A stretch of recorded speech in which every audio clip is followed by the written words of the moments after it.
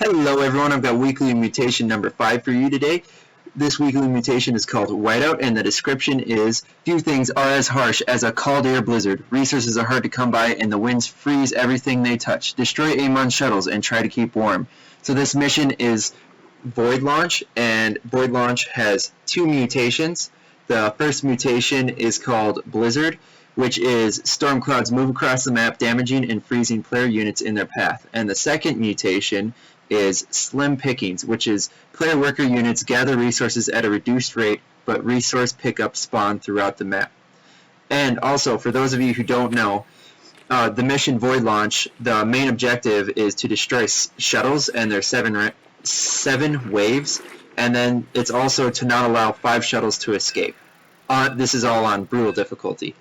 I'm going to be playing with my friend Opdino again, and this time he is playing as a level 22 Mastery Swann, and I'm playing as level 32 Artanis.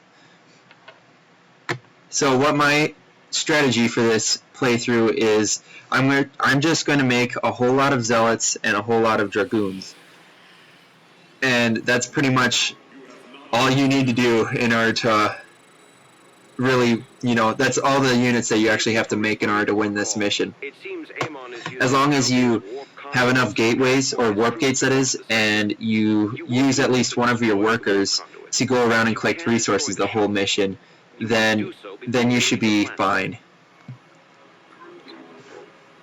It's very important to have your worker going around right at the beginning of this mutation, because if you can tell, my workers or my probes are grabbing resources so slowly, it's just unbearable.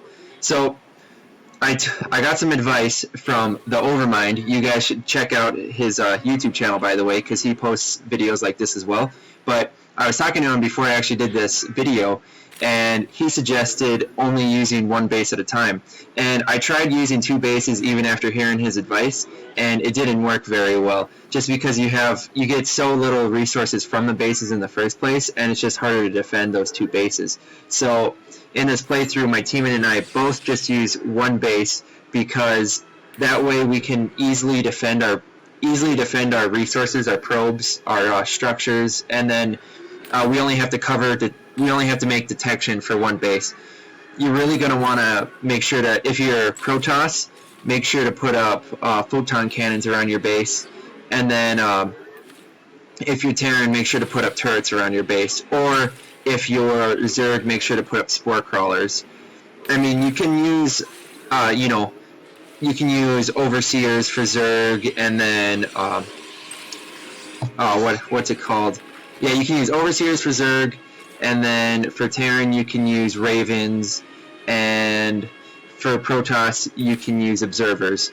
But I just like the actual structure defense, because the structure's not going to go anywhere, and it's just gonna it's really easy to get the structures right away. So I just throw down those because they're nice and cheap.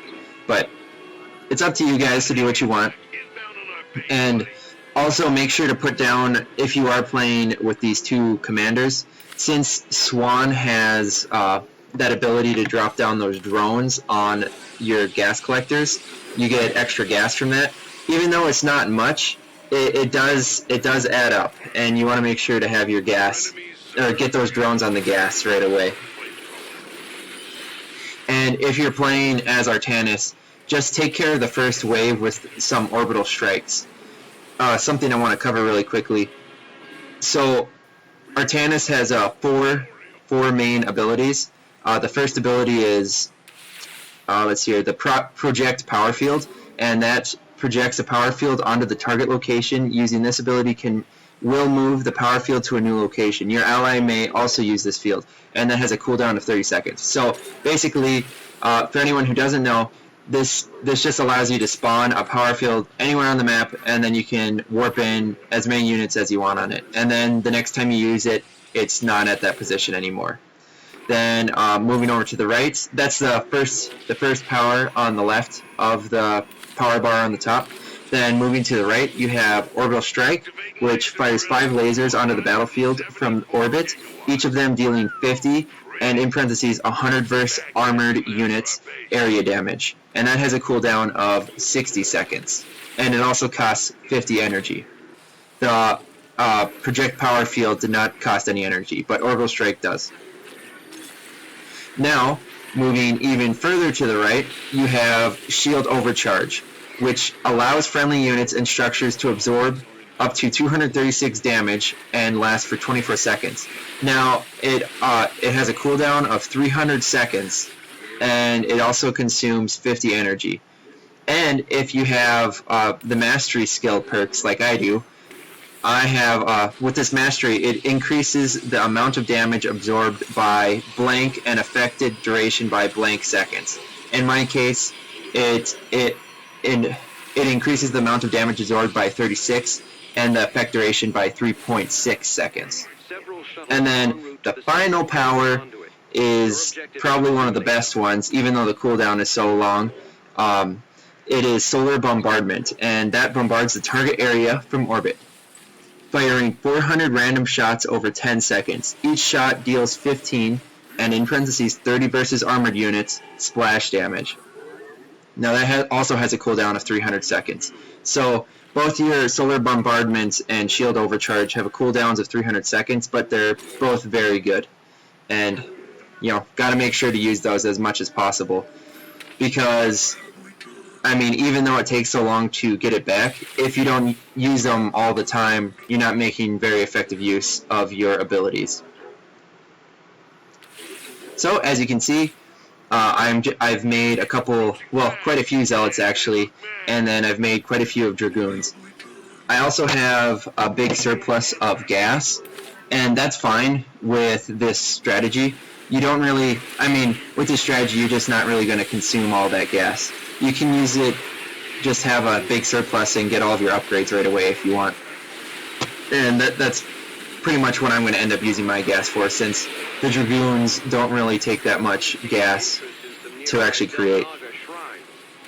Now, if you were playing as Artanis and you started creating, you know, Immortals and other units from the Robotics Bay, then you would be able to consume more of that gas. Or if you created Tempests, for example, from the Starport, that's also another really great way to consume a lot of gas. But in my case, like I was saying before, you just don't really need it if you're doing the strategy. Zealots and Dragoons do a great job on this mission. So, for your Zealots and Dragoons, there are, I mean, you want to make sure to get the upgrades from the Forge, you know, your attack upgrades, your armor upgrades, and your shield upgrades, and there's 3 for each of those upgrades. So 3 attack upgrades, 3 armor upgrades, and 3 shield upgrades. But you also want to get the 4 upgrades that are in the Twilight Council. And those 4 upgrades are starting with Charge. So that is an upgrade that costs 100 minerals and 100 gas, and it takes 60 seconds to upgrade.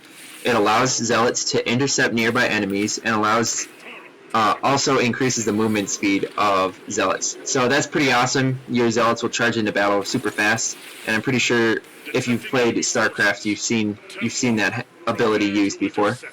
Then there's also and the next upgrade is Singularity Charge, and that increases the Dragoon's attack range by 2.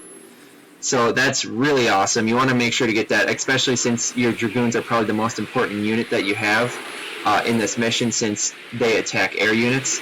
And, you know, got to destroy the shuttles, because those are the main objective. So you got to make sure to get that. Like I said, it's 100 minerals, 100 gas, and it takes 60 seconds to upgrade.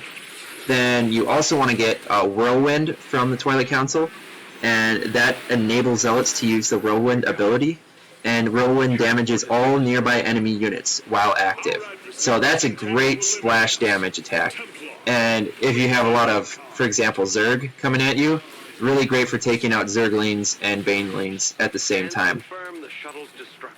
And then that costs 150 minerals and 150 gas, and it has an upgrade time of 90 seconds. And then the final upgrade from the Twilight Council is Research Trillic Compression Mesh, and that is that allows Dragoons to gain plus 40 life upon being warped in. And it costs 150 minerals and 150 gas and takes 90 seconds to upgrade or to research. So with this in mind, if you're really on top of things, it would be really smart to get 2 Twilight Councils right away, and then have 2 upgrades in each Twilight Council, and then that would probably be the most effective way to get those upgrades right away. And it would also be really smart to start using your what's it called? Basically, once your Nexus is done creating probes, you want to use that charge. I can't remember what the charge is called, but enables your buildings to create units faster or research upgrades faster. And you want to make sure to do that. So that's something that I didn't do in this because I actually forgot about that. And I'm just looking at that now and realizing, oh, whoops. But, oh well, I still played decently well. Or not decently well. I was able to finish. I don't think I played very well because you'll see towards the end of this mission, things start to get a little out of hand. But for now, things are going well. As you can see, I constantly have a low amount of minerals. You'll collect all of these mineral pickups and these gas pickups, but you'll have, you only have so much minerals for a little bit of time. Eventually those mineral amounts disappear once, like I just did there. You start spawning units and you don't have a steady income, so all the minerals just go, they're just gone right away. So you have to be really careful about that. Sometimes, if you're stocking up your minerals, it might be okay, but you have to be very careful not to just throw away your units on this mission. For example, when I was playing as Kerrigan, I had a ton of minerals, probably like 1,000 minerals and like 1,000 gas, and I spawned a ton of Hydralisks, but then they all died, and I didn't have any mineral pickups around me, and as soon as they died, all I had left was Kerrigan and no mineral income, because my supply line at my base was not generating close to any resources. And then pretty much after that, that was pretty much what caused me to lose the mission, which was kind of a bummer. But what can you do, I suppose? Another thing that you are going to be seeing is I have not actually taken it or saved any of these bonus objectives while playing through this mission. It was quite difficult to get those bonus objectives. I had a hard enough time actually staying alive while playing this mission. So go for it if you're really on top of things. For example, if you're playing Karax is the easiest, pretty much the easiest commander to play as. You can just bunker or create defenses pretty much wherever there's going to be enemies incoming, and you don't have to worry about losing the match. Then you can go get the bonus objectives if you're playing as him. But if you are not playing as Karax, then I would advise, maybe just skipping the bonus objectives for this mission if you want to win. But, you're going to get 235,000 experience just for winning this the first time. And if you add in the bonus experience, I think you get another extra 20,000 from it, or maybe 30,000. That's a lot of experience, but if you look at how much you're actually getting overall for the entire mission, it's a very small amount. So winning or struggling to try to get the bonus objectives, 5 times in a row without gaining it, it's the amount of experience you're missing out on is a lot if you keep losing. But once again, if you can do it, go ahead and get the bonus objectives. But my advice is to just skip the bonus objectives for this one.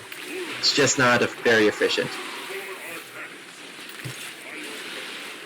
Here I was kind of contemplating getting some mineral pickups and gas pickups in the corner here, but I realized there's too many units. And I'm also trying to dodge these wind cyclones, because as you can see, they are slowing down my units and doing so much damage to them. It's really crazy, actually. It's got pretty good effects on it. If you look at the units there, you can hear the crackling noises of them freezing. But yeah, they are just terrible, and they're everywhere. You've got to be really careful when you're maneuvering your units not to get trapped in there. Another thing that was kind of a challenge for me on this mission was the swarm hosts and how they spawn locusts. So swarm hosts can spawn locusts every 43 seconds, and those locusts can last up to 18 seconds. And also each swarm host spawns 2 locusts. But the locusts don't have very much health, so it's pretty easy to kill them. It's just that they are so strong, and the swarm hosts themselves are stealth. So if you don't have detection, then you're going to be in a lot of trouble. And I found it quite difficult to actually keep detection with me on this map, just because of those wind cyclones. Those cyclones just, when you're not paying attention, they'll catch your units, and then all of a sudden your army's dead. Same with your observers, because observers can move slowly sometimes. Same, or overseers for Zerg, if you don't get the overlord movement speed upgrade, then your observers and overlords and ravens and whatever not, your units can just get lost in those whirlwinds and then die, and eventually you don't have detection, and all of a sudden now the enemy stealth units are killing your entire army. So I found those swarm hosts to be pretty difficult, and I also found vipers to be difficult with their blinding cloud. They've got, so that ability blinding cloud has a duration of 10 seconds and a radius of 2, and what that does is it creates a cloud for 10 seconds that reduces attack range of ground units and structures underneath to melee range. So if that's not very clear, melee range, so you have the units, for example, for my dragoons, shuttles would have to be within range of where a zealot could hit them in order for my dragoons to even shoot. So that basically defeats the whole purpose of that upgrade I have of increasing my dragoons range by +2. It's just absolutely terrible, and your dragoons can't pretty much makes it so your dragoons can't really do any damage at all, because if they're not in range, they can't attack, and thus no damage. So it's very, very strong, and you've got to watch. If you see a dragoon or a viper, make sure to try and kill it right away. Like, for example, right here, I believe, yeah, the viper does use blinding cloud. Even though I've got those shields on, the blinding cloud's still affecting a specific set of my units, so they couldn't actually do damage at that point in time. Now I'm letting my teammates Goliath handle those shuttles there, and he was able to effectively take those out. I suppose I haven't really talked about that yet. All my teammate is using for this mission while playing as Swann is he's just making a ton of Goliaths, and those Goliaths just completely decimate the shuttles very fast, especially if you get the upgrades for them. So make sure to keep that in mind and get those. And because I've had a couple photon cannons around my base, and I was able to spawn in some zealots, that attack that actually got into my base really didn't damage very much of my structures. It only took out one of my pylons pretty much, and that was about it. I do have some annoying swarm hosts and locusts spawning in my base, so that's kind of a pain in the butt. But besides that, things are going pretty smoothly right now, and there's only one wave remaining. So I didn't actually realize at this moment in time that there was one wave remaining, and I thought there was still like 2 or 3 waves remaining. So in a second here, if you guys have not played this mission before, the last wave of this mission is always insane, and since this is a mutation, it's just even more crazy with those whirlwinds going around, and my whole army pretty much starts falling apart. For example, like this, those dragoons right there that were just on the screen, they got stuck in one of those whirlwinds, and because of that, they died. Just all of that whole group of my units right there just died, and I was starting to freak out. I was like, oh no, I just spent all this time doing this, and we've already done this a couple times, and now we're going to lose. And then this huge wave came in, but luckily I had solar bombardment, and as you can see, it's really doing good work. And what I'm doing right there, I dragged my dragoons out so that hybrid would get into that solar bombardment splash damage and would die from that. So make sure to make most effective use as you can of that solar bombardment when you use it, since it's got a cooldown of 30 seconds. And I really quickly right here dropped down some orbital strikes to take out those 2 shuttles, because we didn't want to allow any shuttles to escape. But as you can see, 2 shuttles on the right side did escape, but luckily we could have up to 5 escape, and due to that we were able to succeed in winning this mission. And like I just said, I did not have a clue that was the last wave, and I thought for sure we were going to lose. But turns out that it was, and it turned out very nicely. As you can see, I'm going to be getting 235,000 experience here. I'll level up 2 times, almost 3 times, not quite. And I got the achievement Solar Fury. That's an achievement for Artanis, and then Bounty 15. I can't remember what that Bounty 15 achievement's for, but I will find. Oh, I'm assuming it's for something to do with the mutations, the weekly bounty mutation. That's just my guess, but as you can see, that was a good old victory there, and Artanis and Swann. Pretty good team for this. Also, I would suggest using Carax with pretty much any character. Again, Carax is always a great commander to use on these mutations. And then for those of you who have Abathur, I didn't create this video with Abathur just because I've created a couple videos with him recently, and not everyone has bought Abathur, so I don't want to use him if not everyone is going to be able to use him. I feel like I should create a video that's more useful to everyone at the same time. But I think Abathur could be a very useful commander as well. So tell me what you guys think. I heard Kerrigan was pretty effective for this one too. So thanks for watching, guys, and I will have another weekly mutation for next week as well. And I want to point one other thing out. I'm not going to be creating another gameplay video. So for example, like Hearthstone or Diablo, I'm not going to be creating a different game. For a little while, I'm going to be just creating StarCraft 2 videos until I have finished making campaign videos. And then after I have finished up those campaign videos, I will determine whether or not I'm going to do something different. But for now, I'm just going to stick with StarCraft and try to get those campaign videos cranked out, and, you know, co-op missions, of course. So thanks for watching, guys, and I will see you in the next video.